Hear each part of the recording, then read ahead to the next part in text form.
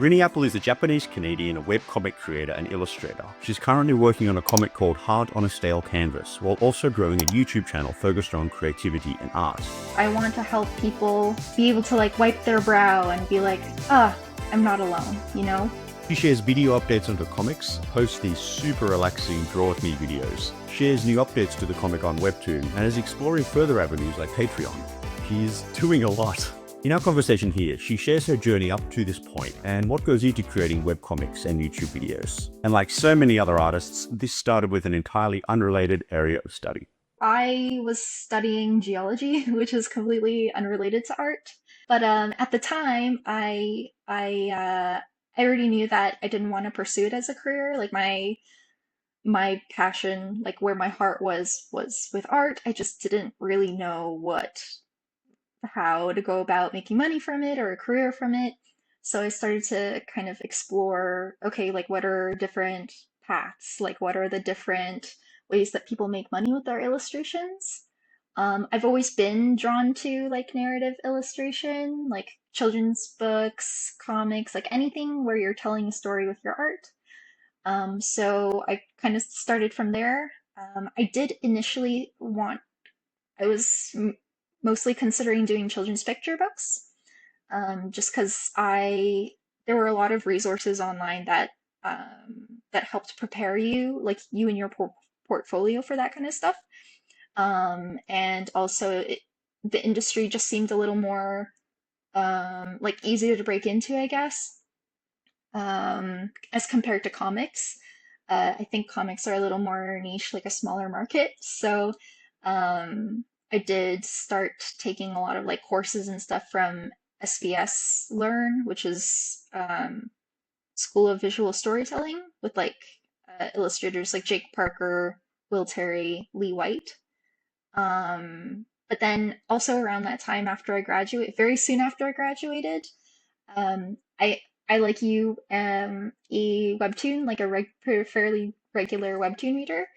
In 2018, they had this contest that was basically if you won this contest, uh, like posting your comic or whatever, um, the top prize, or I think it was like top three, or I can't remember exactly, but if you won, they would offer you basically like a contract to basically like pay you to be a full-time comic creator. So that was kind of like I never made a comic. I saw that opportunity and I got really excited and I thought, oh my God, what if, like you never know. So I think that was one of the first things I tried to do in terms of like making money from my art. I'm always curious how writers and comic creators come up with the ideas for their stories. And Really Apple's answer to this has the most incredible quote, one that I think is applicable to any field or passion.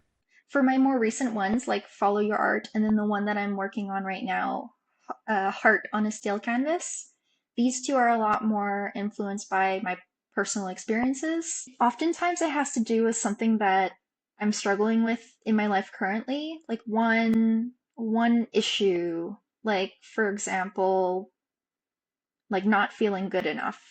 And so then I start to think like, how can I like, okay, I want to write a story about not feeling good enough, maybe in terms of your like career or something. Um, I want to make the story kind of like focus around this theme. And I want to kind of like have people who are dealing with that relate to it. And then by the end of the story, feel better, like feel healed by the story. So that's usually where it starts. It's like I'm struggling with something in my life, um, and and maybe I've gone to therapy, maybe I've like realized something for myself that I want other people to see as well. So for the characters, then like how I come up with them, it's usually just based on like mixtures of people that I know in my real life, like people at work, people like grew up with, like they might not necessarily like be in my life right now, but I feel like maybe they were in my life at a time when I was really struggling with whatever I'm trying to write about. and I feel like they played an important role in helping me through that, or like making it worse or whatever it might be. One of the things that kind of helped me get better, or made me feel inspired to start back on this like comic making journey was actually a quote by are you familiar with Alan Watts? He's I think he was mostly active in the 70s. He's kind of like a philosopher. He was really big into like Eastern religion and stuff like that. So like Taoism and like Buddhism and all that kind of stuff. But there was this quote has more to do with writing. But I always, whenever I'm feeling uninspired, I'll read it back to myself and remind myself like why I'm doing this in the first place. Advice?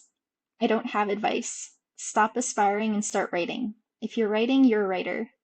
Write like you're a goddamn death row inmate and the governor is out of the country and there's no chance for a pardon. Write like you're clinging to the edge of a cliff, white knuckles on your last breath, and you've got just one last thing to say. Like you're a bird flying over us and you can see everything. And please, for God's sake, tell us something that will save us from ourselves. Take a deep breath and tell us your deepest, darkest secret so we can wipe our brow and know that we're not alone. Write like you have a message from the king, or don't. Who knows? Maybe you're one of the lucky ones who doesn't have to. I feel like that sums up like what I'm trying to do with my stories. There is a ridiculous amount of work that goes into creating a webcomic. What are some of the practical steps and processes you go through when preparing your work for a platform like Webtoon? I like to create I guess like a bit of a buffer. So I'm still deciding how frequently I want to post and how many panels I want to post, or how many pages I guess I want to post per week. But I will make sure that I have maybe ideally like 3 to 4 weeks or months advance posting material, just so that like if I get sick or if I go on vacation, I can still post consistently. Um, so things that I'll do, like I'll have my my plan, at least for this comic, is probably I'm hoping maybe like between 12 to 15 completed pages. And then for the Webtoon platform, because it is like vertical scrolling, I convert them, my comic pages, like printed kind of normal comic pages, to like vertical scrolling format. I like to do basically all of my drawing, coloring, sketching, thumbnailing, like all that stuff, just like straight on a page, like all of that in Procreate. But when it comes to formatting like a book, like organizing all my pages into like book format, or organizing all my panels into like vertical scrolling, I use Clip Studio Paint, just because, well, that program's built specifically, it caters very much towards like manga creators, comic creators, webcomic creators. So there are a lot of features in there that make it super nice to um, like with my comic pages, I put all of my drawings, everything that belongs to one panel, I keep it in one folder. So that when I bring in my comic page file into Clip Studio, I can just grab that folder, everything in that folder, and then just kind of place it on like a long kind of, continuous scrolling canvas. Um, and yeah, that's kind of like how I convert it. Yeah. It'd be nice if I could in Procreate, but I feel like I kind of like that you can't. Like, I think that's kind of the beauty of Procreate. It's so minimal. Like the UI is just so clean and it's not overwhelming at all. Versus Clip Studio, like when you first hop in there, it's like whoa. What's marketing like in the webcomic world? How do you go about finding readers for your work? It's hard. It's hard to know where they came from. I think most of them came from Instagram, I think. That's the one platform that I've been posting on like consistently for years. And there are certain people that I know have been following me like the whole way along because like every now and then they'll like send me like a message or like my story or whatever. Like keep going, like I can't wait to see what you post next kind of thing. So I think probably mostly from Instagram, although I did have like a few stints here and there where I'd like with I'm Going to Mars, my first webcomic, I was posting on YouTube a little bit about that. I feel like maybe some people found me from there, but usually they all kind of like come uh and stay in my Instagram. Like I'll kind of like consolidate like on Instagram. But I'm kind of thinking of moving more towards YouTube because I'm finding well, one, Instagram, it's just I feel like even if you post on there, even the people that are following you aren't seeing what you're posting. I don't know. I feel like the algorithm's messed up, or I don't know, something's up over there.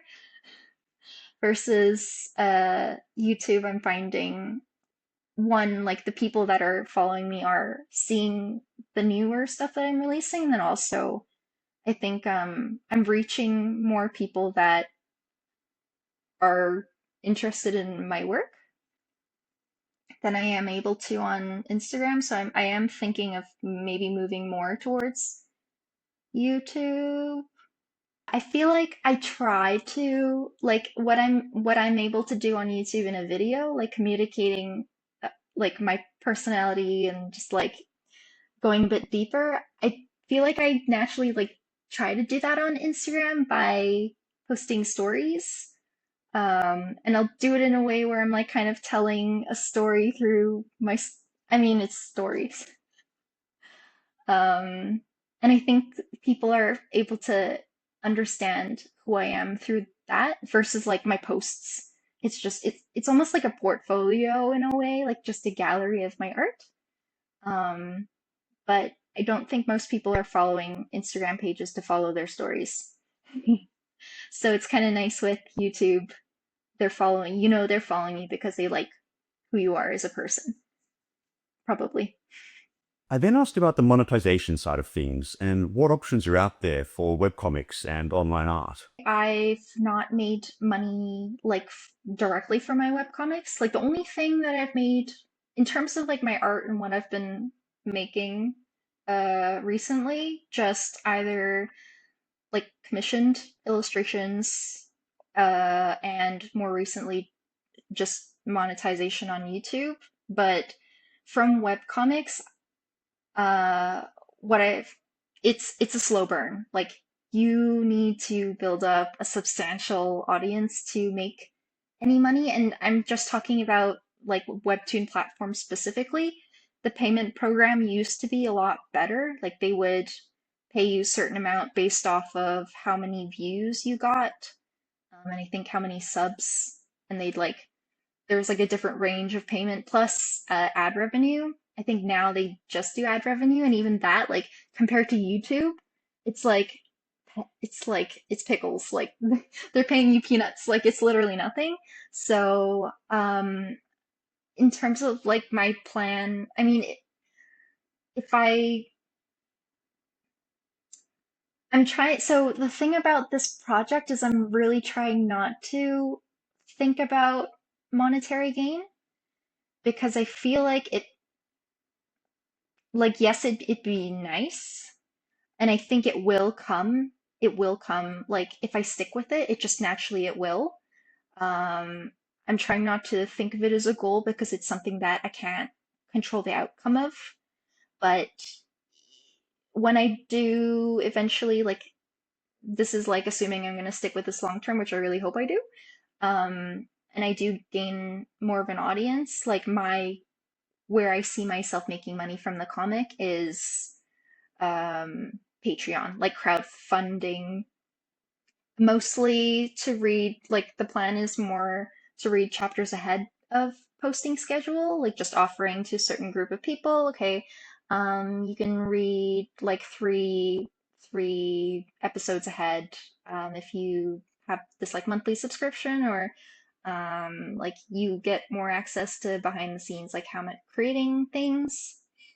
The other thing I was also thinking is when I do um, build up enough pages, I was thinking maybe shopping it around to publishers. I know well, from the research that I've done, I know publishers will usually want to have more input at the beginning. Like they probably don't want to be seeing a completed book being shopped around, because the editors probably want like more say on the story and the art and all that kind of stuff. But um, I've seen webcomics, like fully fleshed out, completed webcomics be picked up. And I think if they see that there's an audience for it, if there's a following for it, um, publishers might want to pick it up and try publishing it. So that's kind of another way I was thinking, like way down the line, I might consider trying to shop it around. Like I'm thinking the best example is Heartstopper. So that one is it's not a webtoon original. They stayed on Canvas. So they were just completely like independent publishing it on Canvas. And they must have went, I don't know, publisher probably reached out or whatever. Maybe they shopped it around and it just published. I don't know how much editing they did to it, but by the time they started releasing those books, like they had posted hundreds of episodes on Webtoon Canvas. So I'm thinking, I mean, like that's a very rare situation. Um, I'm sure maybe it's happened to a few other people, but that's kind of how I envision kind of going about it. Kind of going back to what I was saying earlier, like I don't want anybody to influence how my story is being told. So it's either you pick it up or you don't. What do costs look like for a project like this? If someone out there watching wanted to become a webcomic artist, what sort of things would they need to consider? A lot of what I use, like I've used them for years. Like I've just had them for years. Like Clip Studio Paint, I purchased the copy probably when I was still in university. So I'm just using that. Procreate and iPad. I mean, I've been using this one for like over 4 years, I think. Like I don't upgrade my like only unless it's like absolutely necessary. Like I try and just use my stuff for as long as possible. But luckily, Apple products like iPad Pros is a very good product. It lasts a long time. So unless I am having like memory issues or whatever, that's the only time I'll really like consider upgrading. So yeah, I'm just gonna try and use this thing for as long as possible. Um, and then as for like, I'd say the only thing that I do tend to probably spend too much money on, and this is like more of a recent thing, is 3D assets, like 3D models, backgrounds. And before, so with my first comic project, I would go out and take photos, like photo reference of all the places that I wanted in my backgrounds. But it's sometimes like certain places are inaccessible. Like good example, like say you're using a friend's house that maybe you're not friends with them anymore, then you don't have that place as a reference anymore. Like it's or even just like maybe you don't know exactly what kind of photos you need, like what angles. So you just kind of take a bunch of them from all different angles, like try and imagine, all the ones that you could possibly need. You go back home, you start thumbnailing and stuff, and you're like, ah, shit, like I probably need one from this angle. I need to like go back, or sometimes it's like hard to get certain angles too because of the height or whatever. Um, so yeah, that was definitely a big time sink for me with my first comic project.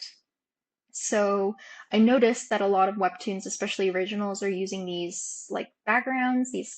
I'm sure. I mean, if you read webtoons, I'm sure you've seen them. Like they're pretty.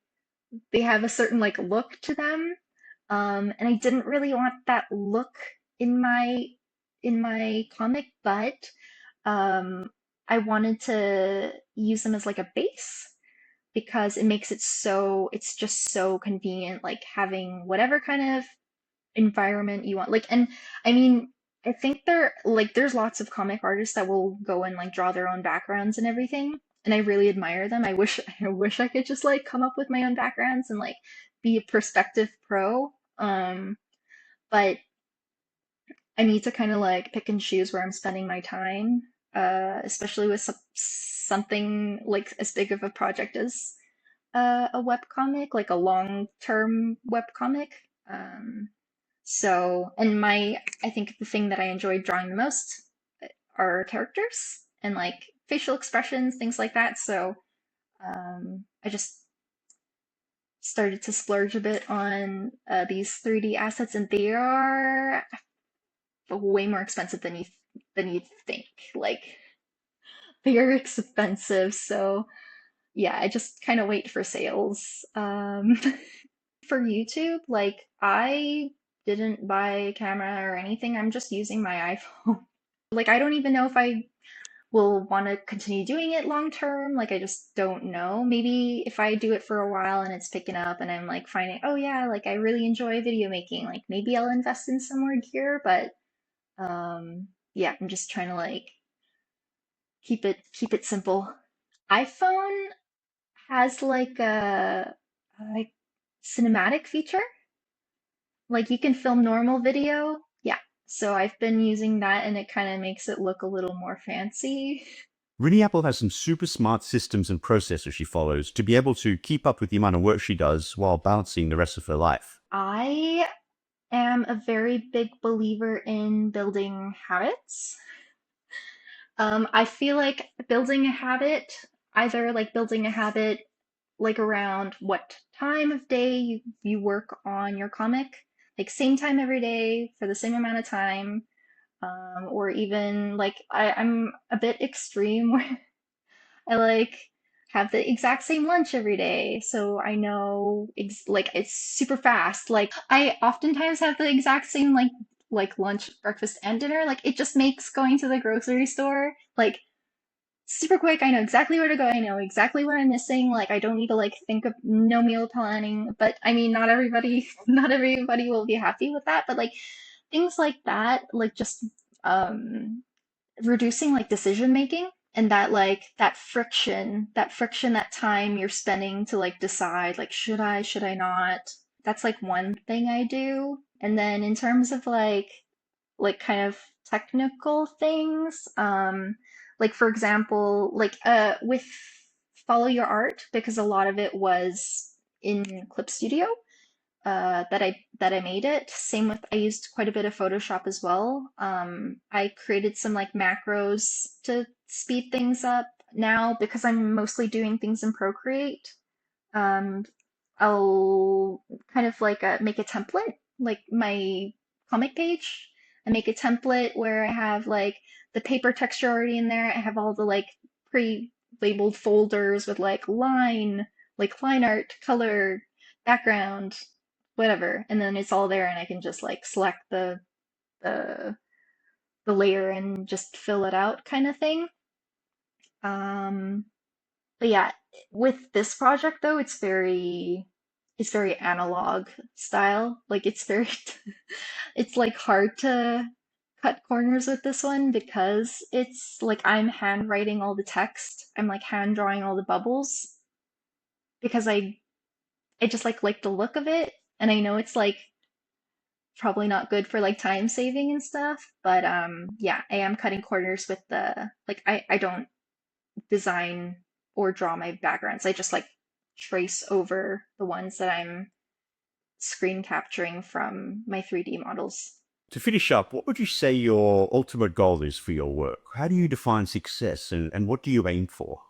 Through my artwork, through my stories, I do want, kind of like with Alan Watts's quotes, I want to help people like be able to like wipe their brow and be like, ah, I'm not alone, you know? By being like I think my philosophy is, and also kind of like Brene Brown, like by being vulnerable with others, it makes others want feel comfortable being vulnerable with others as well. Like I just want to create more of like openness and sharing experiences and just also showing people that like especially aspiring artists, specifically like comic creators or any sort of like narrative visual storyteller that like make something that you want to make.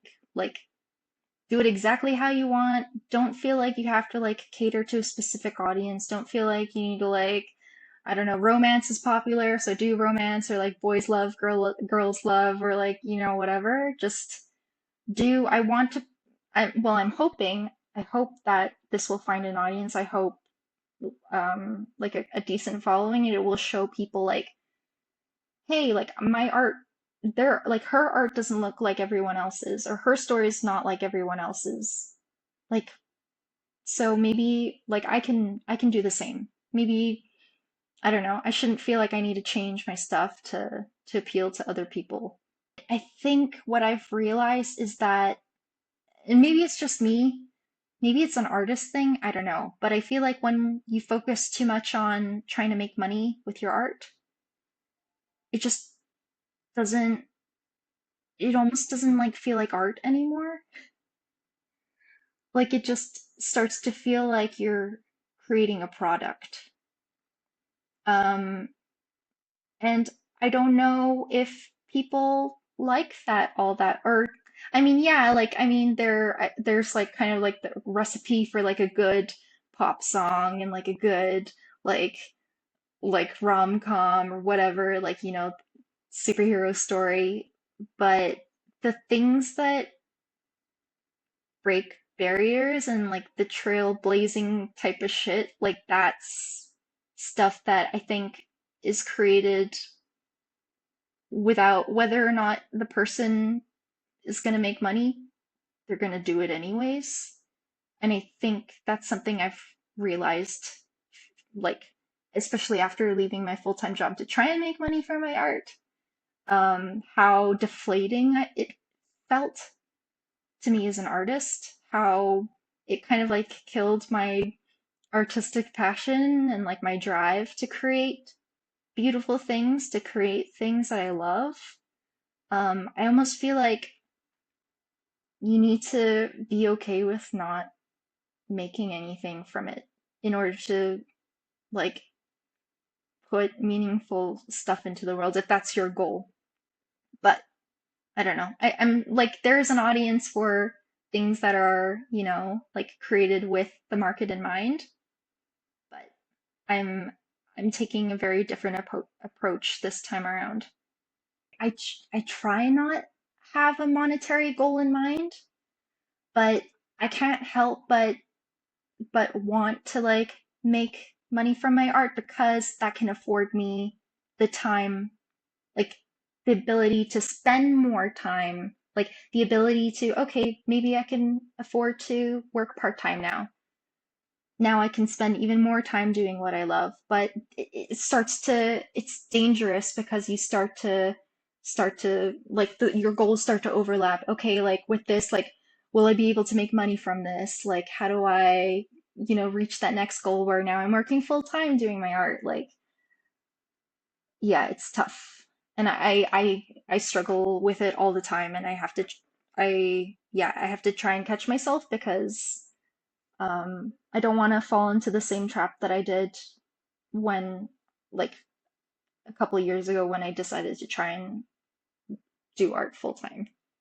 I know for myself personally, like, when the goal starts to become things like goals that I don't have control over, like, monetary goals or like how many followers or how many views, like, it starts to like eat at me, or I just start to like when things aren't performing the way or I'm not making money the way that I had hoped, um it it it kind of kills my drive, or it makes me start to feel like, well, what's the point, or I'm a failure, or like why do I even bother? But that wasn't even the goal to begin with, so I need to constantly remind myself of like what what's the purpose of it? Like, why did I start this in the first place? This is actually not something I just tell myself, like, this is something that my partner tells me because he notices when I start to get very, like, focused on, oh, like, look, my video has this many views, like, yay. It's just like, hey, just remember, yeah. It's just like, hey, remember, like, don't get too focused on that because, like, what's happened in the past, you start to lose motivation when you don't meet those expectations that you set for yourself. Like, those are things that you can't predict. And it's just kind of like a recipe for disappointment.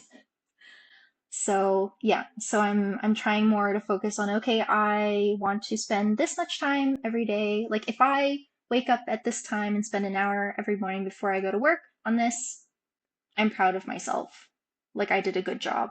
Or if I made this many pages a week or in 2 weeks, like then I've done a good job. Or if I put out a video once every 2 weeks, then I'm like meeting my goals. Riniapple's story is fantastic. I think it's so valuable learning from a very wide range of stories and experiences. And hearing how she balances creativity and self-expression with the publishing world is fascinating. This is only half of our full conversation, so if you'd like to hear a lot more, head over to milestones.so. Thank you very much for watching. I'll see you in the next video. Patreon mostly I wanted it just for like giving people access to chapters in advance. Maybe, I don't know, maybe I can do, like, so I have a younger sister that is also an artist and a graphic designer, and she's been building up her YouTube for quite a while. So she just started her Patreon, and another thing she does is like a print postcard club thing.